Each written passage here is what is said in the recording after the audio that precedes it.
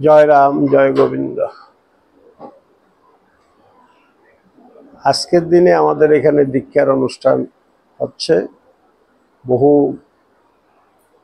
রাম ভক্ত পিপাসু, রাম নাম পিপাসু আজকে সবাই এই টাউন প্রতাপগড় আশ্রম আগরতলাতে সমবেত হয়েছে। কিছুদিন আগেও আমরা বনমালীপুর আশ্রম আগরতলাতেও আমরা নাম দিয়েছি। বহু লোক, প্রায় 1000-এর মতো লোক সেখানেও দীক্ষা লাভ করেছেন। এর আগে আমরা বিলুনিয়া এসেছিলাম প্রথমে। যা হোক, এখানে ভক্তরা যাতে তার এই মনুষ্য জীবনকে সার্থক করতে পারে, এই মনুষ্য জীবনে আসার কি কারণ, কি উদ্দেশ্যে মনুষ্য জীবনে আসা, তাকে কি কি করা উচিত, আমার ঠাকুরের কি কি নির্দেশনা রয়েছে, এগুলি তাদের মধ্যে আমি আজকে চেষ্টা করব দেওয়ার জন্য। হয়তো অনেকে হয়তো একটু অমনোযোগী থাকে, আমাদের এখন মোবাইল যুগ, সবাই মোবাইলের সাথে সম্পৃক্ততা বেশি থাকে। যদিও সেটার জন্য আমি তাদেরকে বারবার নিষেধ করি যে দীক্ষা যতক্ষণ থাকবে ততক্ষণ মোবাইলে থাকবে না। মোবাইল আমাদের প্রয়োজনীয় বস্তু, সবার দরকার, কিন্তু দীক্ষার মধ্যে তা সেখানে আমাদের মনটাকে নিবিষ্ট রাখা উচিত নয়। তাই আমি প্রায় 4 ঘন্টা আলোচনা করি, 3 থেকে 4 ঘন্টা। আমাদের এই মনুষ্য জীবনে এসে আমাদের কি করণীয়, কি করা উচিত, পরবর্তী জীবনটাকে যদি সুন্দর করতে চাই, এই জীবনটাকে যদি সুন্দর করতে চাই, দুইটারই জন্য দীক্ষা এক অত্যাবশ্যক বস্তু।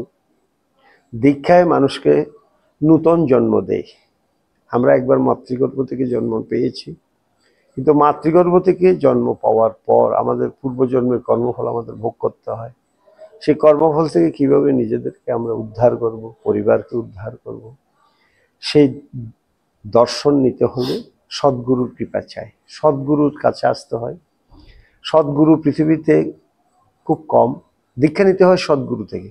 আর আমাদের গুরুদেব হচ্ছেন পৃথিবীতে যতগুলি সদ্গুরু এসেছে তার মধ্যে শ্রেষ্ঠ সদ্গুরু দেবাদিদেব মহাদেব। দেবাদিদেব মহাদেব সদ্গুরুর লক্ষণ বর্ণনা করেছেন তার গুরু গীতা গ্রন্থে 8টা। এই 8টা বৈশিষ্ট্য আমাদের ঠাকুর 100% লাভ করেছেন, 8-এ 8। তাই তিনি হলেন শ্রেষ্ঠ সদ্গুরু। এই কি কি লাভ করেছেন এবং সেই বৈশিষ্ট্যগুলি কি কি, মহাদেব কি বলেছেন, সদ্গুরুর লক্ষণ, এগুলি তাদেরকে বিস্তৃতভাবে বলার চেষ্টা করি।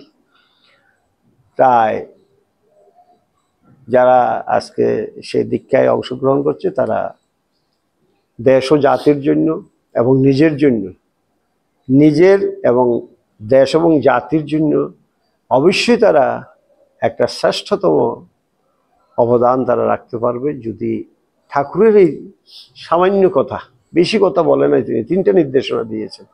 কলিযুগের মানুষ বহু দোষ দুষ্ট, আমরা বহু রকম সমস্যায় আমরা ভুগি।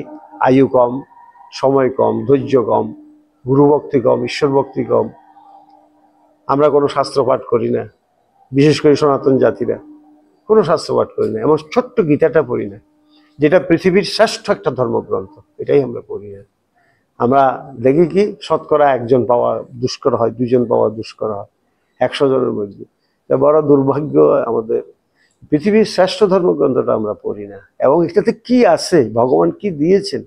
আর তার সাথে আমরা আমার গুরুদেবের যে বাণী যেখানে রয়েছে, বেদবাণী, বেদবাণী এবং ভগবদ্গীতা। ভগবদ্গীতা হলো ঈশ্বরের বাণী, আর বেদবাণী হচ্ছে ঠাকুরের বাণী, কিন্তু ঠাকুরের বাণীটা বেদ উপনিষদ গীতার আলোকে। তাই আমরা তাদেরকে কিভাবে তার জীবনটা এই ইহকাল এবং পরকালকে সুন্দর করবে, সেই মানব জীবনটা কিভাবে গঠন করতে হবে, গীতার মধ্যে এভরিথিং আছে, সমস্ত বস্তু আছে। যদি আমরা তা স্বাদ গ্রহণ না করি তাহলে আমরা মানুষ হিসেবে দুর্ভাগা বলতে হয়। এই কথাগুলি বলবো, আর তাদের জীবনটাকে যেন সুন্দর হয়, সার্থক হয়, চেষ্টা করি। বাংলাদেশে যে ঘটনাগুলি ঘটছে, ধর্মের উপর যে আঘাত, এই ব্যাপারে কিছু এই ব্যাপারে আমার কিছু বলার নাই বাবা, এগুলি রাজনৈতিক বিষয়, এগুলি আমি কি বলবো, এটা এ সম্বন্ধে আমি কি বা বুঝি। আমি তো কোনোদিন জীবনে রাজনীতি করি নাই, ছাত্র জীবনে আমরা কোনোদিন রাজনীতির যোগ দিই নেই। আমরা শুধু ঈশ্বর নিয়ে পড়ে থাকতাম রাত দিন, হয় পড়ালেখা, চাকরি, হ্যাঁ, এর মাঝে আর কিছু করার সুযোগ আমাদের ছিল না, গভর্নমেন্ট চাকরিতে যুক্ত ছিলাম। তো যার ফলে এগুলিতে আর কোনো রাজনীতির দিকে আমার কোনো আর নেশাও ছিল না, আগ্রহ ছিল না, কোনোদিন করিও নাই। তো এইগুলি আমাদের নলেজের বাইরে, এই সম্বন্ধে বলার মতো শক্তি আমার নাই। মহারাজা, দেখা যাচ্ছে আজকে বিশ্বে একটা অশান্তি পরিবেশ, বিভিন্ন দেশ আজকের দিনে দাঁড়িয়ে কি মেসেজ থাকবে?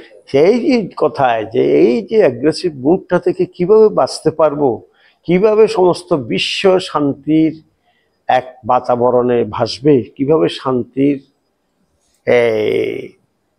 আমাদের লাভ করতে পারি, সেটা গীতায় এভরিথিং বলা আছে।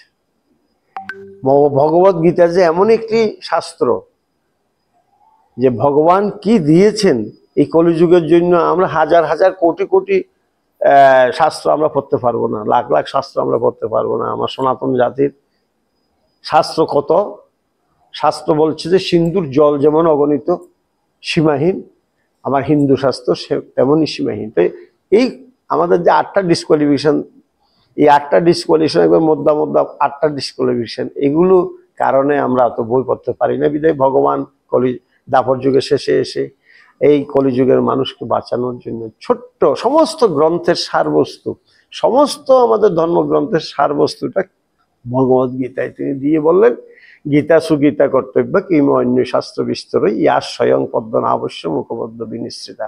গীতাকে উত্তম রূপে পাঠ করো, তাহলে পৃথিবীর অন্য কোনো শাস্ত্র তোমার পাঠ না করলেও চলবে। কারণ এটা হলো স্বয়ং ভগবানের মুখনিসৃত বাণী। তোমার জীবনের সমস্ত চাওয়া পাওয়া এই গীতার 700 শ্লোকের মধ্যে তুমি পাবে।